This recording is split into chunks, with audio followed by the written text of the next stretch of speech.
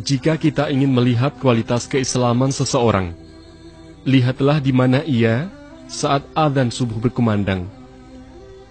Apakah ia bergegas menembus gelapnya subuh, atau ia masih asyik meringkuk dan menikmati amisnya kencing syaitan? Dalam sebuah riwayat dikatakan bahwa mereka yang bangun subuhnya kesiangan, maka syaitan telah mengencingi telinganya.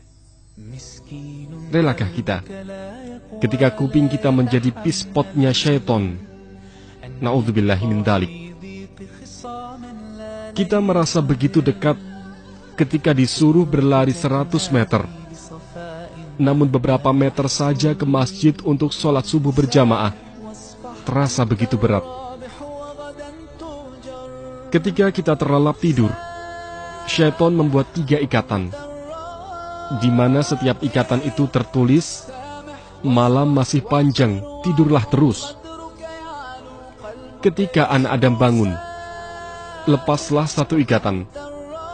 Ketika ia beranjak untuk berwudu, lepaslah 1 ikatan yang lain. Dan ketika ia sholat, lepaslah seluruh ikatan. Demikian jelas sebuah hadis sahih. Tetap tidur di waktu pagi dan menjadikan telinga ini tuli akan seruan muadzin bisa menyebabkan kemiskinan.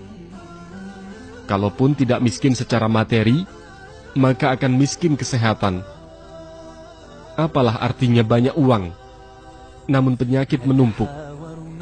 Apalah arti harta yang melimpah kalau tidak memiliki kesehatan? Dikatakan dalam sebuah riwayat, tidur di pagi hari mewariskan kemiskinan. Riwayat ini segaris lurus dengan sebuah penelitian bahwa tidur di pagi hari dapat menyebabkan penyakit diabetes.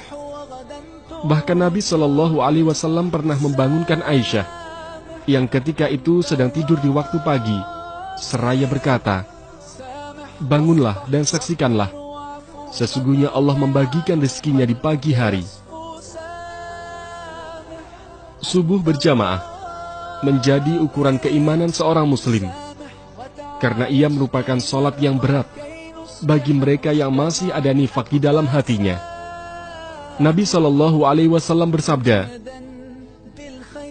"Inna afqala salatin 'alal munafikina salatul isya'i wa salatul fajri, walau ya'lamuna ma fihima la'atauhuma walau habwa."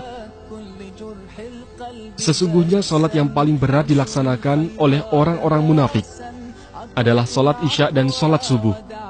Sekiranya mereka mengetahui keutamaan keduanya, niscaya mereka akan mendatanginya sekalipun dengan merangkak. Salat subuh begitu memberatkan langkah, karena hadir di saat kita asyik menikmati empuknya kasur. Sedangkan salat isya, karena waktunya panjang, sehingga kebanyakan kita sering menunda-nundanya. Salat subuh berjamaah di masjid memiliki keutamaan yang luar biasa, sehingga betapa meruginya jika seorang insan beriman melewatkannya. Jika kita sanggup salat subuh berjamaah di masjid, tentu mudah bagi kita untuk menunaikan salat-salat lainnya dengan berjamaah. Salah satu penyebab masuk surga bagi seorang hamba adalah salat subuh secara berjamaah. Rasulullah Shallallahu Alaihi Wasallam bersabda, "Man shallal bardaini dakhalal jannah." Barang siapa yang mengerjakan salat bardain, yaitu salat subuh dan asar, maka dia akan masuk surga. Jangan berbicara Islam terlalu tinggi kalau kita tak mampu berjamaah subuh di masjid. Jangan berharap masuk surga kalau salat subuh kita masih kesiangan.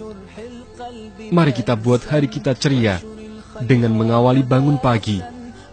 Mari memburu surga dengan memburu keutamaan subuh.